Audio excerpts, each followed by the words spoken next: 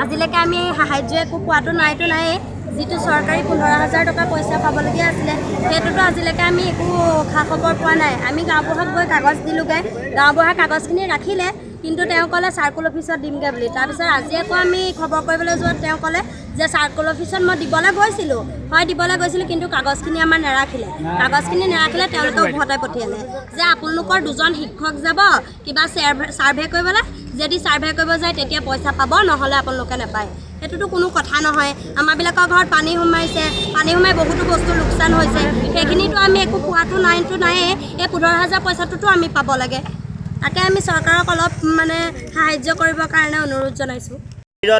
আছিলে সেইসকলৰ আগতীয়াকৈ এনেকুৱা 15,000 পইচাটো সোমাব লাগিছিলে, কিন্তু শিবিৰত নথকা কিছুমান ব্যক্তিয়েও এই 15,000 টকাটো গ্ৰহণ কৰিছে। গতিকেলৈ তাৰ কাৰণে আমি মনত বহুত দুখ পাইছোঁ। আৰু এটা কথা কি, আমাৰ যিখিনি লোকচান হৈছে, ঘৰৰ ভিতৰত একঁকাল পানী, যোৱাকালি পৰহি দিনা গাঁওবুঢ়াক ফোন কৰিছোঁ, গাঁওবুঢ়া বোলো আমাৰ ভিতৰত গাখীৰ সোমাইছিলে নেকি, যে ভিতৰত একঁকাল পানী, আমাৰ নামবোৰ যে নোসোমালে বা আমি যে 15,000। গাঁওবুঢ়াই কি কয় তেতিয়া? গাঁওবুঢ়াই ক'লে কি সেইবোৰ আমি নাজানো বোলে, সেইটো বোলে বিষয়ববীয়াসকলে জানে, কাক দিছে কাক নাই দিয়ে, সেইটো বোলে সিহঁতৰ কথা।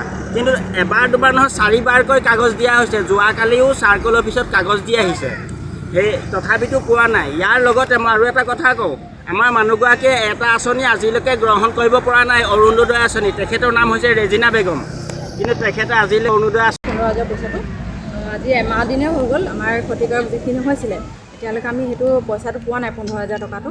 আৰু ক্ষতিকাৰক বহুত হ'ল, আমাৰ পানী সোমাই বস্তু বাহনি ক্ষতিকাৰক হৈছে।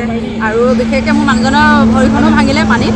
আৰু তাৰপাছত এতিয়া কোনো গাঁওবুঢ়াটো হেৰি নল'লে একো, লগতে আমি 15,000টো একো নাপালোঁৱে।